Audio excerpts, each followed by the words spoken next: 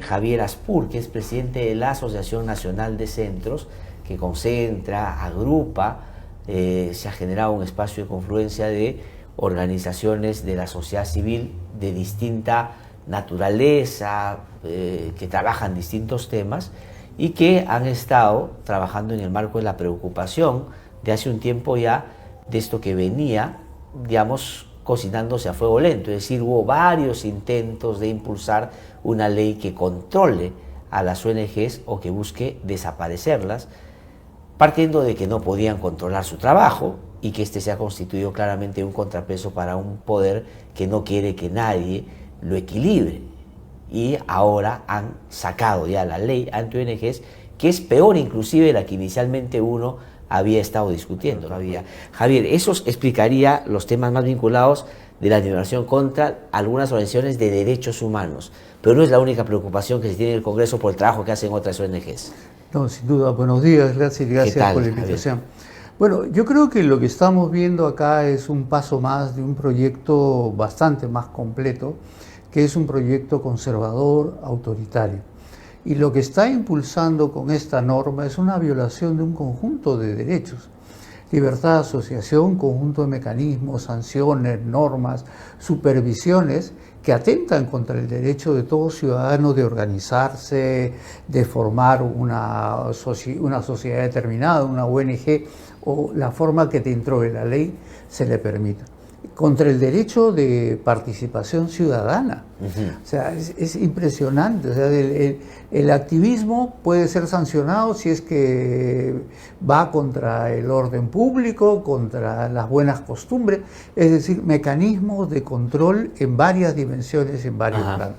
La libertad de expresión y de contratación también. Sí, pues. Es decir, ahora tenemos que, para suscribir convenios, para suscribir proyectos, tenemos que pedir autorización de APSI previa, es decir, APSI se convierte en un gran instrumento de censura al tipo de proyectos que se puede impulsar. Para contratar con el Estado, una provincia de un distrito andino en este país, tú no puedes firmar un convenio si previamente APSI no lo autoriza, ¿no? Y obviamente lo que ha sido acá señalado es el quiebre total de los mínimos elementos de derecho a los cuales, a la defensa que tiene la ciudadanía.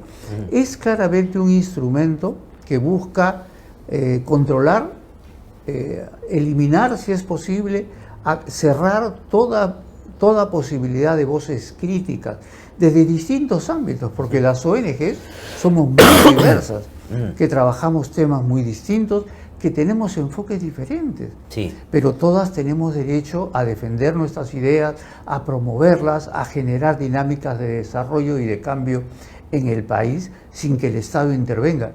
Y esto es un elemento que no es nuevo ni en América Latina ni en el mundo. Marcos normativos similares son los que vemos en Nicaragua, son los que vemos en Venezuela, son los que vemos en Rusia, son los que vemos en Paraguay, que tienen un solo objetivo: acallar las voces críticas de la sociedad civil. Y eso tiene mucho que ver, ojo, con el proceso que está en curso ya de recambio de gobierno. No solo quieren controlar todas las instituciones, sino quieren acallar las voces críticas. Ahora, y esas voces críticas, Javier, si bien es cierto hay una diversidad de ONGs que inclusive ni siquiera se ponen sobre la mesa cuando se habla de la generalidad, ¿no? Que aportan de manera muy significativa en procesos muy locales y que motivan dinámicas que han logrado mejorar la vida cotidiana de la gente. Pero de esas, junto con los derechos humanos, ¿qué otras dirías tú en esta lógica de persecución de sectores conservadores, autoritarios, son las que más en la lista de no amistades, sino de enemistades tiene el poder? En las prioridades de enemigos que tiene este gobierno. Bueno, claramente las defensoras de derechos humanos están en el blanco y eso se evidencia y se demuestra con este artículo que realmente la presidenta de la comisión ni siquiera tuvo el valor de presentarlo y de decir esto se va a introducir. Pero también están las ONGs ambientalistas, las ONGs que promueven la democracia, las ONGs que defienden los derechos de las mujeres y de las minorías.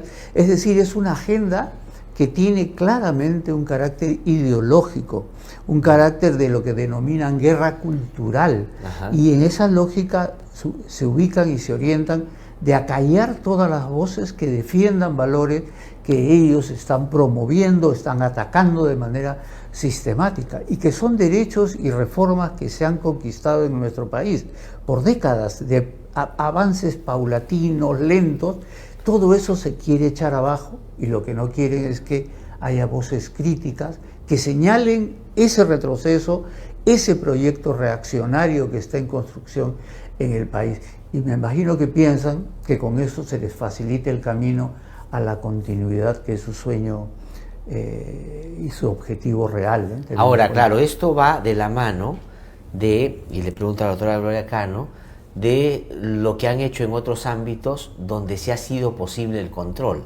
Es decir, tengo el Tribunal Constitucional, cuyos miembros elijo, la Junta Nacional de Justicia, a través de una elección previa, el Defensor del Pueblo, que es ad hoc para el Congreso, elijo de determinadas características. Entonces, la lógica es controlar lo que pueden y desaparecer lo que no pueden controlar, ¿no? Ahora, quería preguntarte, Javier, de los argumentos, entre comillas, que se esgrimen y están a la base no solo de la ley, sino de lo que fueron los antecedentes de la ley, frente al cual se pronunciaron embajadas, se pronunciaron sectores, se ha pronunciado ahora la ONU, imagino que el sistema interamericano se pronunciará también, pero ¿cuáles son los que tú dirías que son los más desfachatados en términos de que son claramente mentiras?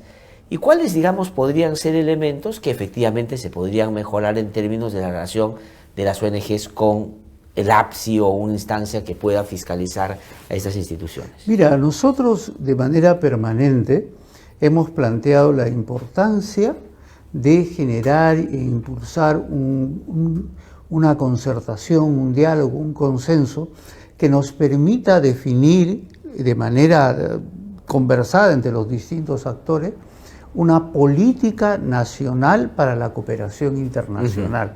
Porque estamos en un contexto muy complicado, con recursos de cooperación cada vez más limitados y cada vez más demandas y necesidades a nivel global.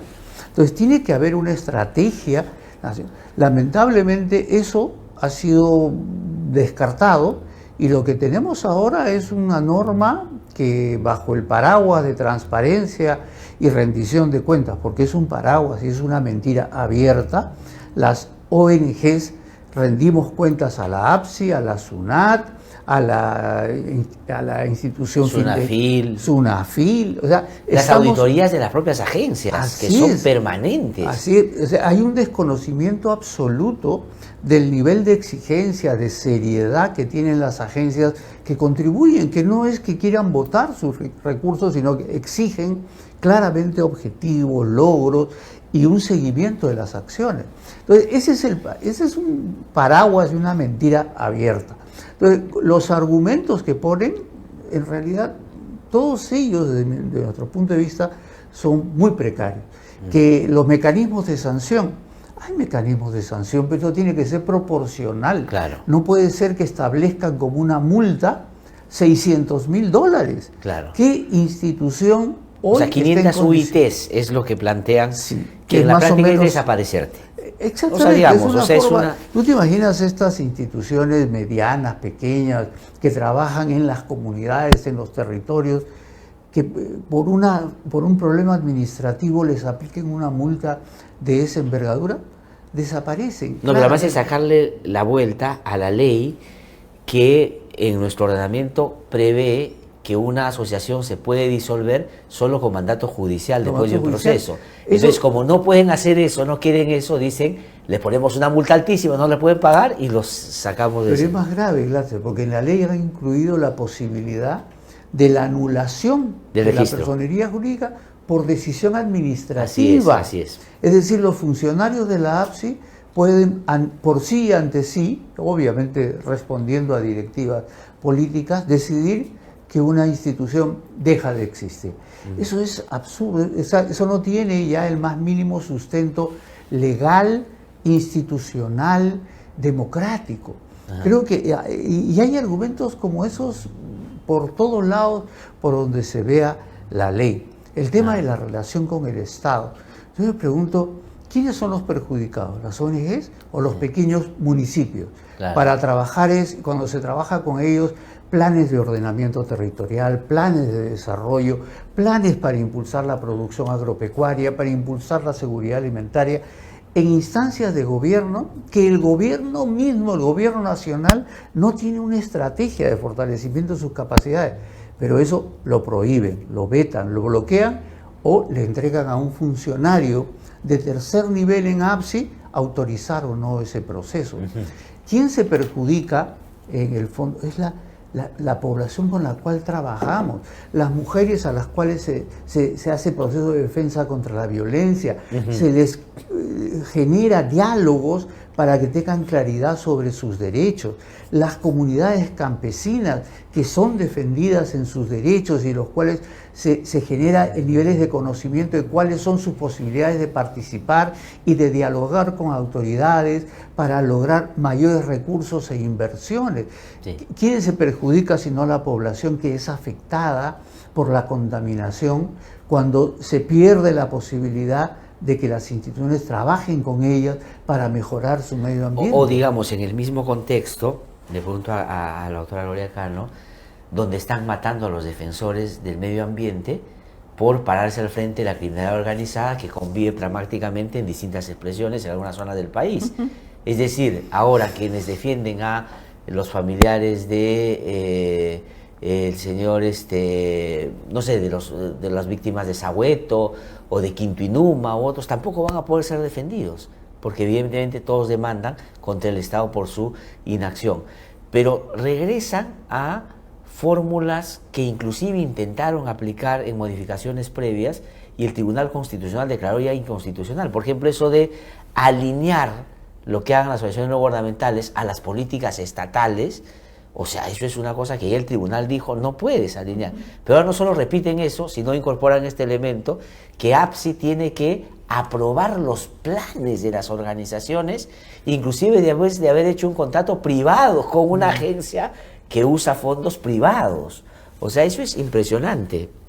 Ningún apoyo, acompañamiento, asesoría, todo nacional e internacional, es decir, es la indefensión y administrativo, efectivamente. Y ahora, Javier, ¿y por dónde van las acciones que se van a tomar? Porque, digamos, hay, por supuesto, una vía legal que hay que, por supuesto, seguir de todas maneras. Imagino, no sé si el Tribunal Constitucional en estas circunstancias, o el Poder Judicial que ampare derechos fundamentales, el sistema interamericano también, de todas maneras será recurrido, pero ¿cuál es un poco la respuesta que se va a...? Mira, yo creo que lo primero es explicarle a la ciudadanía lo que esto significa. Tú señalabas una cosa que es muy cierta, ¿no? Quieren alinear no a las políticas de Estado, sí, sino a la política de un gobierno determinado, lo que hace. Y con estas características, además. Y obvian el hecho, por ejemplo, que los convenios internacionales son parte de nuestra legislación. Sí. Los objetivos de desarrollo sostenible, el Pacto de París, el Acuerdo de Beijing. La Declaración de Derechos Humanos. Derechos humanos, o sea, el de democracia, hemos firmado convenios internacionales, los hemos suscrito. Y todos los proyectos que desarrollan las ONGs y las entidades que las apoyan se mueven en ese marco. Entonces, pero para ellos, claro, en su marco de guerra cultural, eso se busca descartar y eliminar. Siguen el ejemplo de otras experiencias en el mundo, como Trump o algunos de los principales voceros de la extrema derecha europea. Sí. Entonces, hay que explicar, yo creo que hay que generar una comprensión, no solamente en las ONGs de todo el país que se está haciendo, sino hay que dialogar con las organizaciones sociales, con las instituciones. Por ejemplo, es importante que el empresariado tome conciencia de, claro, ahora este tiene un determinado objetivo, un determinado blanco, pero si se modifica la estructura del gobierno, sí, de repente cambia también quienes son afectados. Exacto. Por eso. Hay que dialogar con las organizaciones sociales, que entiendan que esto no es un tema contra las ONGs. Esta es una estrategia para limitar la capacidad de acción de la sociedad en su conjunto. Sí. Y ahora van por unos y van a seguir en la medida que no se les enfrente y no se les detenga. Lo segundo es actuar en el plano legal. Vamos a utilizar todos los mecanismos a nuestro alcance. Se ha decidido desde la ANC, en coordinación con múltiples redes e instituciones, desarrollar y presentar acciones de amparo. Estamos esperando la publicación de la norma para proceder a presentar estas. Porque estamos claros que la presidenta lo va a firmar, ¿no? No lo va a observar, o sea, no. Eso está claro, hemos leído y escuchado algunas voces que le piden que la observen, están en su derecho de plantearlo, pero otros pensamos que esto es un trabajo coordinado entre Congreso y Ejecutivo. Los discursos que ha hecho la presidenta Boluarte de golpe blanco, de caviares y... y de ONGs de derechos humanos específicamente. Lo hizo en el marco de la inauguración, digamos, paradójicamente, de una maestría de derechos humanos, ¿no? Y dijo, esas ONGs que se creen dueñas de los derechos humanos, allá era un guiño claro a ese sector de cara a esto que se sabía ya se venía, ¿no? Y Cueto claramente ha empleado ese argumento en el debate, donde señaló que las ONGs de derechos humanos, una mentira que la repiten, defienden a terroristas. O sea, ese es el tipo de discurso exactamente el mismo que hizo la presidenta Boluarte. Entonces, hay que utilizar todos los espacios legales. Vamos a ir y dar la pelea hasta el final, como dice el eslogan de nuestras campañas, no nos callarán. O sea, vamos a seguir dando la pelea por nuestros derechos, los derechos de la sociedad civil, los derechos de los ciudadanos, porque acá lo que nos estamos jugando es claramente la defensa de la democracia y la defensa de los derechos de los ciudadanos que está siendo afectada. Entonces, vamos a dar esa pelea nacional, internacionalmente, para que esta norma sea cuestionada. Y esperamos, no confiamos para nada ni en este Congreso ni en este gobierno, pero esperamos que en nuevas condiciones, en un nuevo escenario, con sectores quizás más democráticos, se pueda abrir un diálogo en serio, no persecutorio, no sancionador, sino en serio coordinar sociedad civil, gobierno, entidades de cooperación que trabajan en nuestro país para discutir seriamente una estrategia y una política de cooperación que se oriente a la defensa de los derechos, a promover el desarrollo y promover la democracia en nuestro país. Sí, y resulta particularmente llamativo que quienes se supone que nos iban a defender de la posibilidad de que seamos Venezuela o Nicaragua, nos están llevando aceleradamente escenarios de esa naturaleza. Porque yo ponía aquí hace un par de días el discurso de Diosdado Cabello en la Asamblea Venezolana sobre la ley anti-ONGs que han sacado el año pasado, y es exactamente en los mismos términos que esta ley. Es decir, podría uno, digamos, cerrar los ojos y preguntar quién crees que está hablando, y uno podría decir es Muñante, porque es exactamente lo mismo. Sobre Javier, para terminar, ¿cómo va ese diálogo también con ese otro sector? Porque esto no es una defensa de las ONGs por ser ONGs, digamos, sino por lo que estaban contribuyendo a la sociedad. Ayer yo tuve una reunión, por ejemplo, con un sector importante, representante de comunidades indígenas, que ellos tienen a la preocupación que ustedes han expresado una adicional, que ellos dicen, muchas organizaciones indígenas también actuamos bajo esa figura y nosotros tenemos una cobertura especial y no nos han consultado como corresponde a nosotros, por eso como comunidades indígenas. También hay otro tipo de reclamaciones en el marco de esta respuesta que hay que dar, ¿no? Sin duda, hemos desarrollado ya reuniones con un conjunto de organizaciones que están siendo afectadas.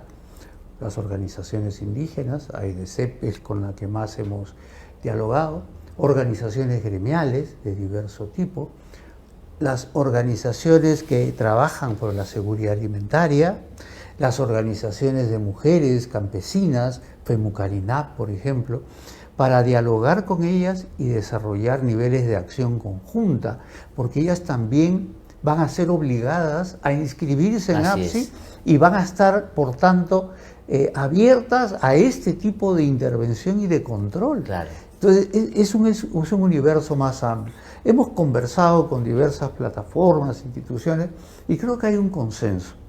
No van a ser, al igual que los organismos de derechos humanos, estamos plenamente convencidos que no van a dejar de actuar, no van a dejar de defender a las víctimas. En general, la decisión es continuar con nuestro trabajo. que vamos a generar una dinámica de reacción frente a cualquier agresión. Es decir, una agresión a una institución en el marco de esta ley va a ser respondida por el conjunto.